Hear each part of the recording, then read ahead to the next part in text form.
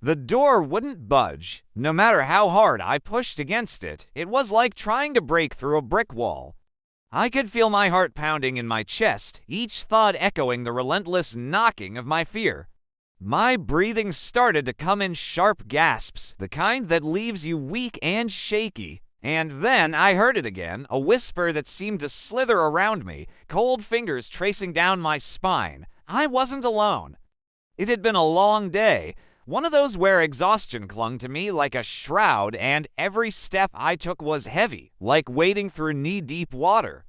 Coming home was supposed to be my solace, my sanctuary where the only visitor I expected was the soft embrace of my couch. But as I pushed open the front door, it was as if a wall had materialized out of thin air, barring my way, trapped. The word hung in the air between me and the unyielding door.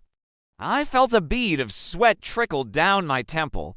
My mind, still stuck in the day's grind, struggled to grasp what was happening. It was just a nightmare, just a dream, I told myself, reaching out to steady myself on the door frame.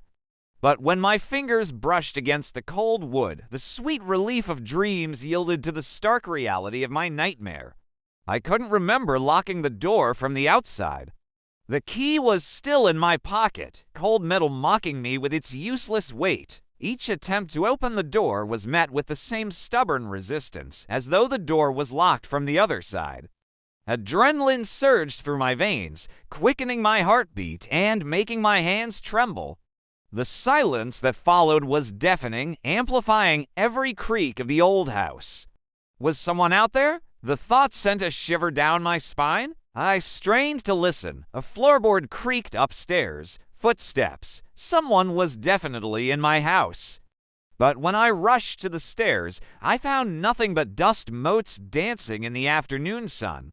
I continued the frantic search, checking every room, under the bed, in the closets, even in the attic, my refuge as a kid. But there was no one. It was as if the house itself was playing hide and seek with me, reveling in my mounting terror. My gaze fell on the living room window. Maybe I could climb out. But as I made my way to it, another sound stopped me. A low, throaty laugh echoed from the hallway.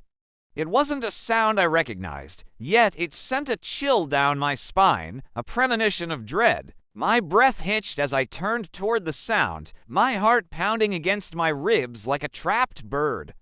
In the living room, the window seemed like my only hope, a portal to freedom.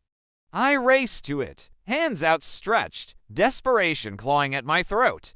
As I looked out, the expansive sky mocked me with its endless expanse. The tall walls of my house hemmed me in, a concrete reminder of my confinement. Below, the ground seemed invitingly close, yet impossibly far. And then I saw it, a faint glimmer in the backyard. Hope surged through me. Perhaps it was a trick of the light, but it looked like a key, glinting in the sun. Hope turned to certainty. I had to try. Adrenaline surged through me, lending strength to my shaking limbs. I launched myself at the window, the glass shattering under my weight. I tumbled onto the soft grass, the world a kaleidoscope of colors and sounds. Scrambling to my feet, I didn't stop to catch my breath, didn't dare. The house loomed behind me, a menacing silhouette against the darkening sky. With the setting sun, the shadows grew longer, deeper, mirroring the growing dread in my heart. As darkness enveloped the sky, I ran, not daring to look back. The house, my sanctuary, my prison, was now a specter of fear in my rear-view mirror.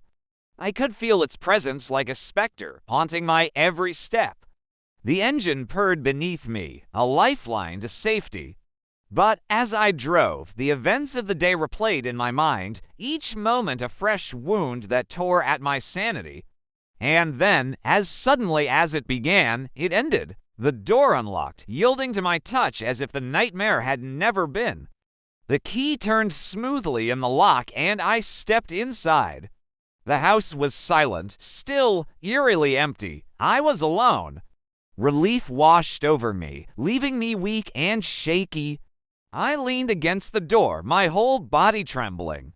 The scariest prisons, I realized, are the ones we find ourselves locked inside with no explanation.